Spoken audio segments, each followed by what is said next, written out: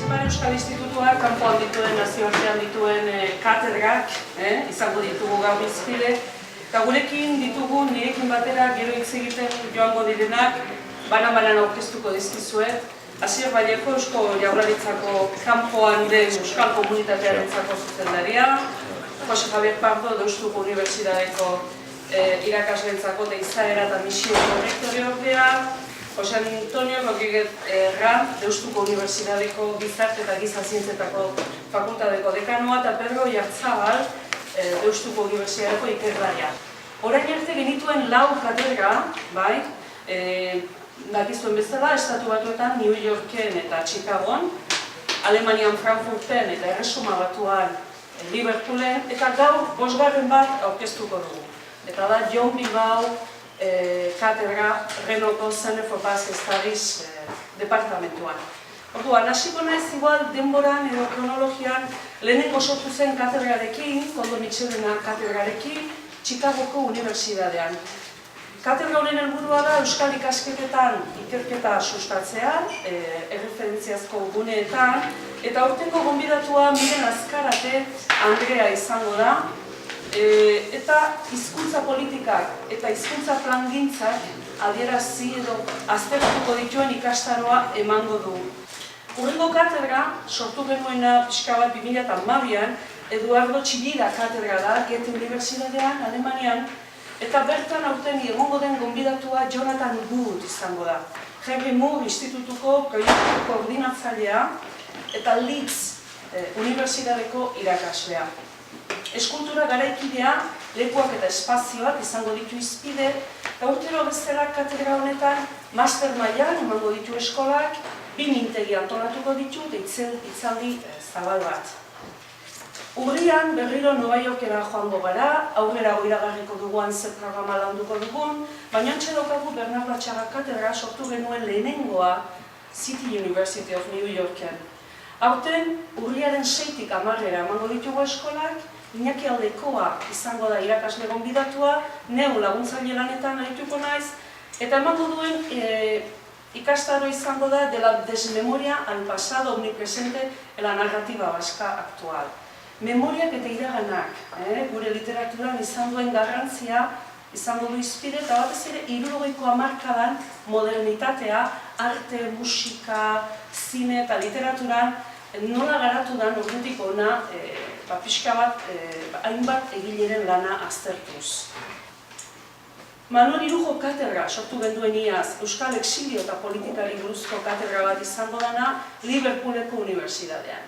Irujo zenaren profil politikoa aztertuko du Xabier Irujo Ametzagak, eta emango ditu eskolak, master mailan eta ikasle graduatuen mailan. Konferentzi bat edo blitzar bat ere antolatu beharko du, eta hori izango da bere zeregin nagusienetako bat.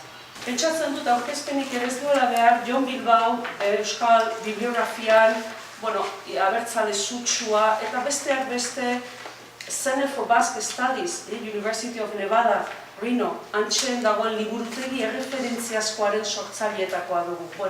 Aurten betetzen dira bere jaiotzaren 100. urtea da. Eta omenaldi gixara, Etxepare Euskal Institutuak katedra bat sortu du, erreferentziazko gune honetan, Euskal diasporari eta exilioari buruzko ikerketak sustatzeko. John Bilbaoren omenez sortu dugun katedra honetan, helburua izango da diasporari buruzko ikerketak sustatzea.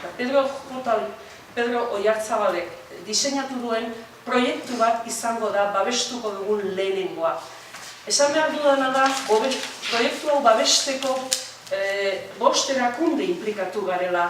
Noski, kanpo harremanetako zuzendaritza, hemen Asier Vallejok ordezkatzen duena, Deustuko Unibertsitatea, NABO, hau da North American Basque Organizations delakoa, Etxepare Euskal Institutua eta Renoko ikasketa zentroa. Oso memoria bizia du izena, proiektuak, eta oinarrian dagoena da memoria komunikatibo hori jaso. Hau da, diasporako oraindik bizirik dauden hainbat eta hainbaten lekukotzak jaso, bildu eta aztertu. Hitza eman eurei.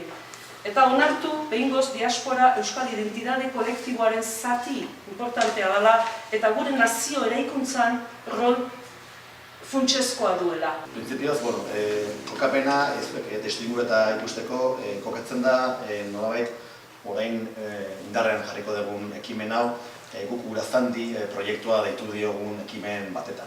Uraztandi proiektua hasiera batean izan zen, mundu mailan dauden euskal komunitateen inguruko ikerketak babestean. Horretarako guk azpimarratu nahiko genuke lankidetza. Lankidetza oso garrantzitsua da, eta jakina horretarako guretik ohoregoa da Euskal Institutuak, Etxepa Euskal Institutuak, eta Nevadako Unibertsitateak, behin dago Nevadako Unibertsitateak katedra hau sortaraztea, eta aurrera baina etorkizunera begirako proiektu bat baita. Ez da urte bete edo bi urtetako proiektua izango da, egonkorra izango da egitasmo bat.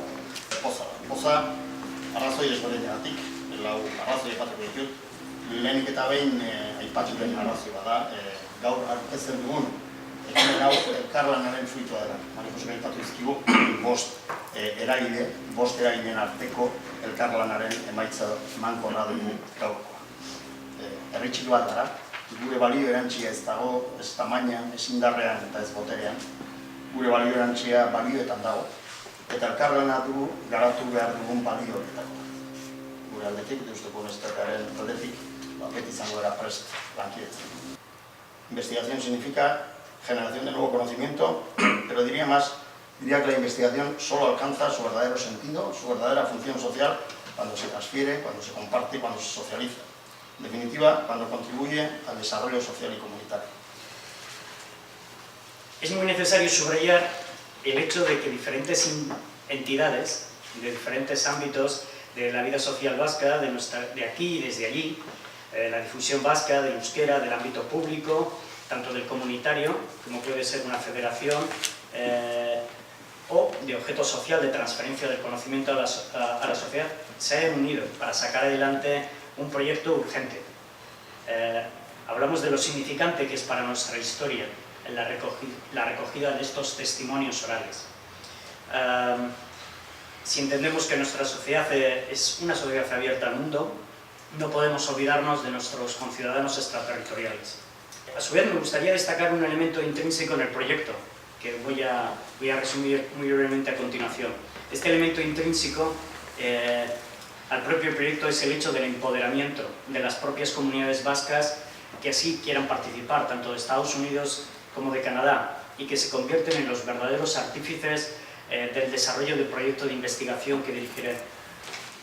El proyecto se centra en tres pilares, como son la recopilación, la preservación y la difusión de la historia de la migración y el exilio vasco más allá de nuestras fronteras, en Norteamérica, desde el testimonio directo de las personas que participaron en este fenómeno histórico.